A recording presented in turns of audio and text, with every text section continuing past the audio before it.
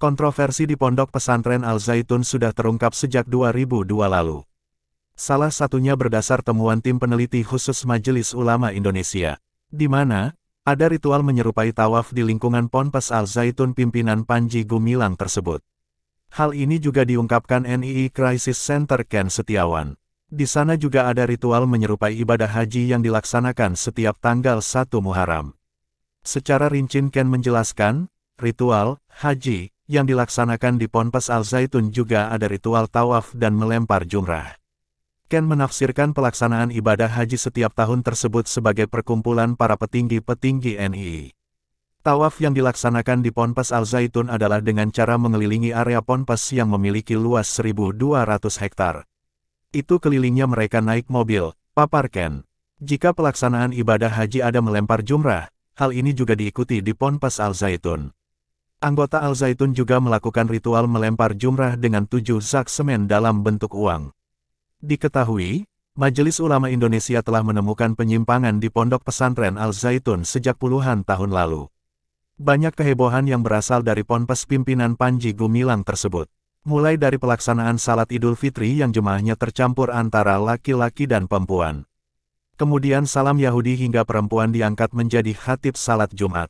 Tim peneliti khusus dari Majelis Ulama Indonesia bekerja hingga 4 bulan guna mengungkap sejumlah fakta dan temuan terkait Ponpes Al Zaitun sejak 2002. Berdasar hasil kerja tim khusus MUI selama 4 bulan tersebut, ada temuan terkait doktrin ajaran, afiliasi kelembagaan dan konsep keagamaan Ponpes Al Zaitun. Sejumlah fakta yang ditemukan oleh tim khusus bentukan Majelis Ulama Indonesia pada 2002. Terdapat indikasi relasi dan afiliasi antara Pondok Pesantren Al Zaitun dengan organisasi NII KW 9. Baik itu berupa hubungan yang sifatnya historis, finansial atau kepemimpinan. Terdapat penyimpangan paham dan ajaran agama Islam yang dipraktikkan oleh organisasi NII KW 9. Di antaranya mobilisasi dana dengan mengatasnamakan ajaran Islam dan disimpangkan. Kemudian ada penafsiran dari ayat-ayat Al-Quran yang menyimpang serta mengkafirkan kelompok di luar organisasi tersebut. Terdapat temuan dugaan penyimpangan paham keagamaan untuk masalah yang berkaitan dengan zakat fitrah dan kurban yang diterapkan oleh pimpinan Pondok Pesantren Al Zaitun. Hal tersebut sebagaimana termuat di dalam majalah Al Zaitun.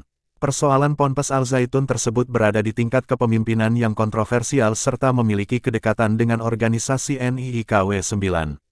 Ada indikasi keterkaitan sebagian dari koordinator wilayah yang mempunyai tugas menjadi lokasi rekrutmen santri Pondok Pesantren Al Zaitun dengan organisasi NII KW 9. Berdasarkan temuan-temuan tim khusus terkait keberadaan Pondok Pesantren Al Zaitun, direkomendasikan sejumlah tindak lanjut pimpinan harian MUI. Antara lain pemanggilan kepada pimpinan Pondok Pesantren guna memberikan klarifikasi terkait temuan-temuan yang didapat oleh tim peneliti khusus MUI.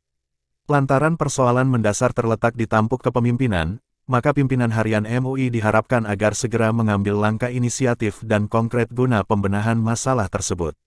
Selanjutnya, pimpinan harian MUI mesti mengambil keputusan sangat bijak dan arif guna menyelamatkan Pondok Pesantren Al Zaitun dengan tetap berdasar prinsip kemaslahatan umat. Salah satu kontroversi yang terjadi di Ponpes Al Zaitun adalah pengucapan salam Yahudi oleh Panji Gumilang. Ini disampaikan dalam peringatan 1 Muharram yang dihadiri Laki Hakim, saat itu masih menjadi Wakil Bupati Indramayu. Laki Hakim lantas memberikan pernyataan terkait kedatangannya di Ponpes Al Zaitun saat perayaan 1 Muharram, di mana ekspresi Laki Hakim saat itu yang terlihat bingung menjadi sorotan. Hal itu terjadi ketika pimpinan Ponpes Al Zaitun Panji Gumilang mengajak orang-orang yang hadir mengucapkan salam ala Yahudi. Ekspresi wajah Laki Hakim yang dalam video terlihat kebingungan itu menjadi sorotan. Bahkan video itu menjadi viral. Terkait berita di Ponpes Al Zaitun yang kemudian viral tersebut, Laki Hakim sempat mi-repost ulang link berita bersama tangkapan layar isi berita melalui akun resminya. Terkait kehadirannya di Ponpes Al Zaitun, Laki Hakim mengungkapkan ia hadir dalam kapasitasnya saat itu sebagai Wakil Bupati.